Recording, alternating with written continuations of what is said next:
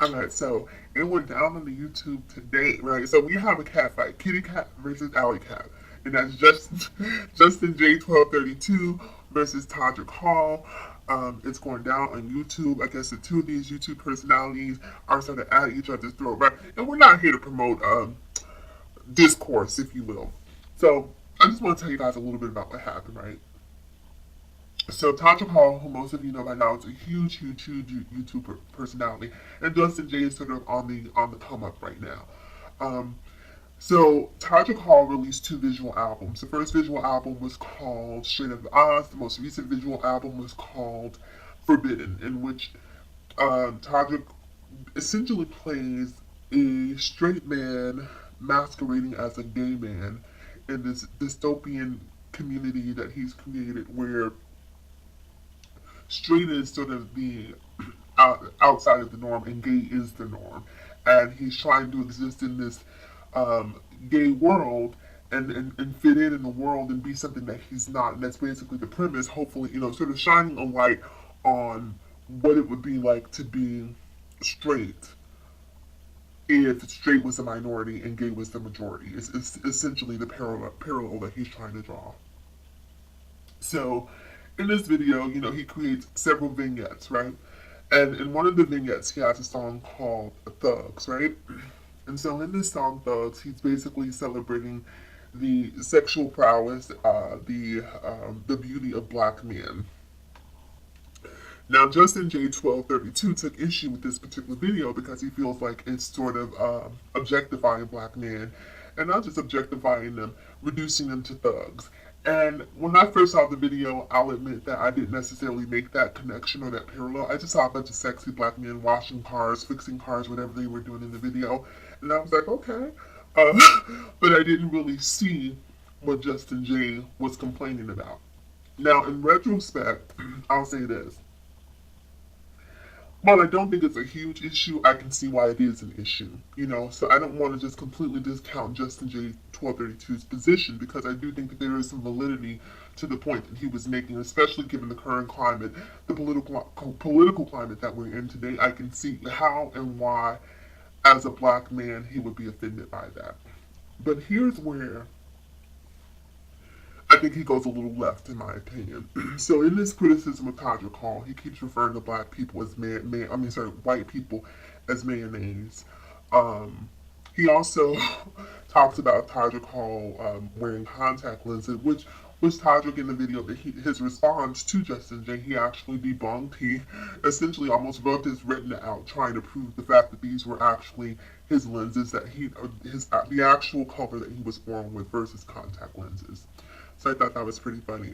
Anyhow, so Justin J keeps referring to white people as mayonnaise, which makes me uncomfortable. I'm going to be completely honest with you, right? I get the fact that we live in a world and we live in a culture where it's hard to be the minority. That means whether you're gay, straight, bisexual, black, white, transgender, Hispanic, whatever. Being the minority means that we're more alike than we are different. We are more alike than we are different.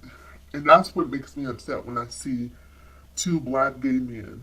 And I'm not going to even say two black gay men because I don't feel like Todrick is necessarily trying to pick a fight. He's really trying to facilitate a conversation with Justin J 1232. I think Justin J 1232, if I'm being completely honest, is sort of pandering to his community, so to speak, pandering to his core audience or his target demographic. And the target demographic is a very biased one. Whereas Todrick Hall is more universal in his appeal. So his lens, his scope is going to be a lot more broader than that of Justin J 1232. And the thing that bothers me is like, let's say if I would have went on YouTube and I would have watched a video where there was a white people comparing black people, calling black people Nutella, right? You're surrounding yourself with all, and that's the only, dark brown condiment that I can think of. So let's say he was referencing black people as Nutella instead of as black people. I would be completely offended by that. completely offended by that. And we can't have a double standard in terms of what we allow and disallow in terms of respect. If you want respect, we have to give respect. Now, I really hate when people paint with a broad brush too and try to vilify all white people because I know some fantastic white people and I know some horrible black people. I know some great people, some great black people, and I know some horrible white people. So, character is not associated with your color. Character is associated with your upbringing. It's it's associated with what is innate to you. So you can't necessarily discount a person and vilify them just solely based on the color of their skin. I think that's absolutely ridiculous. And not only is it ridiculous, it is hypocritical. Right? How can Justin Jay on one hand be a gay black man fighting for equal rights, um, fighting for tolerance, fighting for acceptance, and then turn around in the same breath and be so intolerant and so bigoted and so hateful and so discriminatory, but not have the presence of mind to see that he's being that. Now, I know a lot of people will say, well, in order to be racist, you have to be in power. Well, having a platform of 90,000 followers makes you pretty powerful in today's day and age. That's a lot of vitriol that you have the capacity to spread. So, in my personal estimation, you are powerful to some extent. And granted, not on the level of, say, Donald Trump. However, there is a lot of power when you have people who are following you and hanging on your every word. And so, why not use that opportunity to create harmony versus discord? So, when I listen to Justin Jay and listen to his criticism of Todrick, frankly, I find that any validity that he had in terms of the points that he was attempting to make is overshadowed by the intonations, the inflections, the overall hate that is encompassed in what he's saying. My whole thing is, if you are a gay black man who wants to live freely and love freely, why are you judging another man for doing the exact same thing? You don't have the power to choose who Todrick sleeps with. Frankly, I don't understand why you're invested in who he sleeps with. If he chooses to sleep with black, white, Asian, whatever he chooses to sleep with, why is that any of your business? And why can you, in the same breath, say to society as a whole, stay out of my bedroom? Why does who I'm sleeping with matter to you? But then turn around on the other side of that coin and judge another gay man for who he's sleeping with. So all of this sort of inner LGBT hate, it blows my mind because you would think that a community who's been so hated would have a greater empathy, a greater appreciation, a greater love, a greater affinity, a greater understanding, a greater tolerance, just the ability to be a little bit more accepting, a little bit more open than some people are. But you see, racism runs deep in America, and unfortunately, racism supersedes sexuality for some people because some people believe that before you're gay, you're a black man, and that's true. That is true. I agree, but I don't think that you get to choose a hierarchy in terms of which one a person relates to first. Like, I mean, you can't discount your race here. In America, you can't live here in America and say, I don't see race, I don't see color. It's impossible.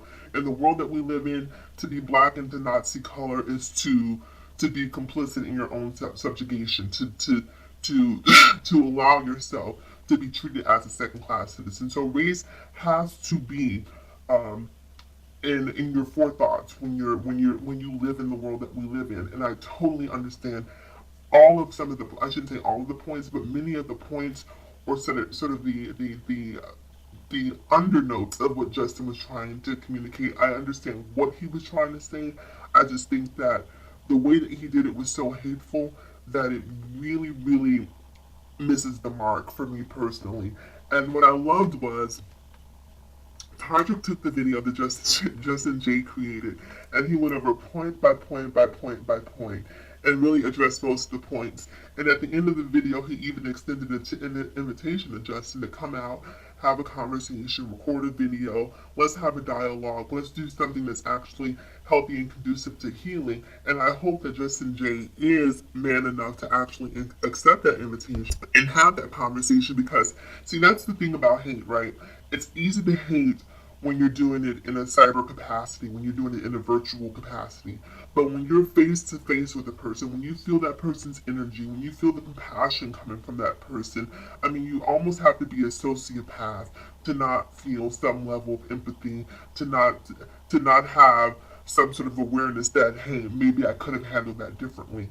And calling people mayonnaise and judging another gay man for who he loves is not a cool thing to do. You need to give people the space in the room to breathe and love whoever they choose to love. Whether you agree with it or not, it's really not your choice to make. We are individuals. We are autonomous beings. You have the right to choose and love as you see fit. So kudos to Todrick for creating the video and for the way that he handled it. And kudos to Justin. You know, I mean, I don't want to completely throw him under the bus because I don't think that um, his spirit is necessarily one that is meaning or intentionally causing division, even though it is. Um, the the the way in which he spoke to Todrick was just not very conducive to healing, in my opinion. And so I really applaud Todrick for being above sort of the antics that we often see on the internet, where it basically turns into an online fight. And let's face it, right? Todrick has everything to lose, and Justin has everything to gain. Todrick has millions of followers.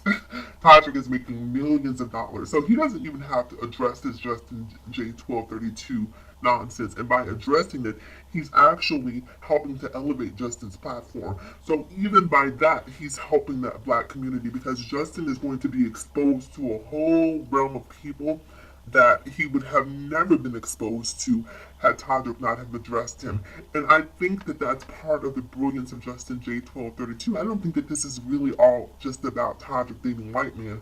I think that this is about him making a contrived attack on Todrick because he knows that if this sort of back and forth between he and Todrick takes off, that is going to help to garner him a lot more viewership. It's going to help to garner him a lot more following. Now, there's going to be some hate that comes along with that too, but at the end of the day, it's going to get his name out there in a way that it hasn't been. So I think that it's marketing brilliance on the part of Justin J1232 to start this beat and to use Todrick's name because this is essentially what he's doing. He's using Todrick's name and his brand as a means of promoting his own brand. Anyhow, you guys, enough about me. Make sure you comment below. I'm curious to know what you think, and I'll talk to you guys in the next video.